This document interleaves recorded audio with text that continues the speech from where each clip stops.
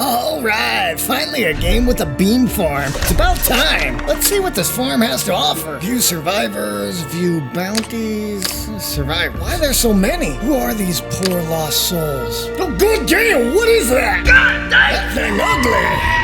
What the heck? And this is our review of Pestopolis. I'd like to thank the publisher for providing me a review copy of the game. It was developed and self-published by The DLC pack was released on the PlayStation Store on October 30th for the price of $4.99. Okay, I know, this one's a niche inside of a niche. DLC for a free-to-play game brings no additional trophies to the table. What? What the fuck? I have to ask, who's this additional pack targeted for? I mean, I play all sorts of games, so I was kind of excited to see what they included in this pack to get people's attention. Now, admittedly, I never played Plague Hunters when it released, so the concept here is new to me jumping into it as a DLC release. I immediately recognized the art and mechanics were very familiar to me as I'd played their previous releases. Things like War Theater, Blood of Winter, Mecho Tales, and come to think of it, I probably actually touched Plague Road back in the PlayStation Vita days as well. So they've been at it for a while. The release here is described as a journey through Pestopolis.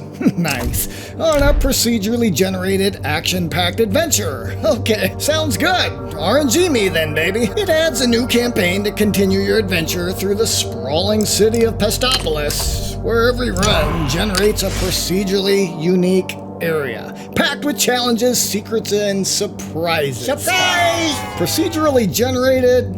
Okay, yeah, sure. Unique battles? Hell no. This became overwhelmingly apparent as I continued to battle the same handful of goons over and over and over and over and over and over and over until I leveled up enough to push to the next area, filled with another handful of goons to grind XP, gold, and keys from. It wasn't a terrible experience. It really comes with the roguelike territory. It's just something I'll probably return to, ideally, on the side while doing something else. Like I tend to do with these XP grinder games and roguelites is actually starting to grow on me now. I've found I can quietly sit on this small little monitor from the recliner in the living room while still enjoying a movie with the family. Are you sure about that? The devs even went so far as to creep you out with a poem for the game's description here. In shadowed realms where plague winds howl and moan, Plague Hunters calls, a roguelike throne. Turn-based tales and dark fantasies grip, where survivors and hunters join your fateful trip. Each run a riddle, randomized anew. Levels rise like ghosts from the misty blue. Gather your party midst the cursed decay, in a world devoured by plague's grim sway, with art like fairy tales twisted and torn. Beautiful darkness where nightmares are born. Battle grotesque foes, bosses foul and vast. Equip potent perks to endure the blast. Shrines whisper secrets, a gamble profound.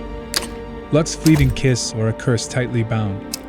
Venture forth, hunter, in this plague-wrought dream, where victory's edge cuts on fortune's sharp gleam. Alright, I'm freaked out. With this DLC pack, they've added 5 new survivor types to rescue and strengthen your party, each bringing fresh skills and strategies for your plague-fighting arsenal.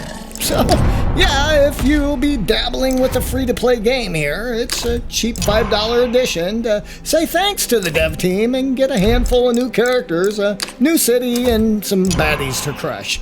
At the low bar of entry, I say go for it. It's a repetitive grind, sure, but the Platinum Trophy is very achievable. It'll just take some time, you know, and for that, Plague Hunters left the farm with 3.5 beans on the pot. Yep, well, that wraps up that review right there. Here's some notes I took. Where I put the keys to the tractor. So, you know we make these new review videos every week, so if you're an indie developer or there's something you want to see, I'm going to be ramping up and slamming multiple titles awake through the end of the year. Let us know your thoughts and recommendations in the comments down below. Be sure to visit again next week as we continue to take humorous stabs at some of the industry's new and upcoming titles. Plans safe out there. We'll see you next time On the fog.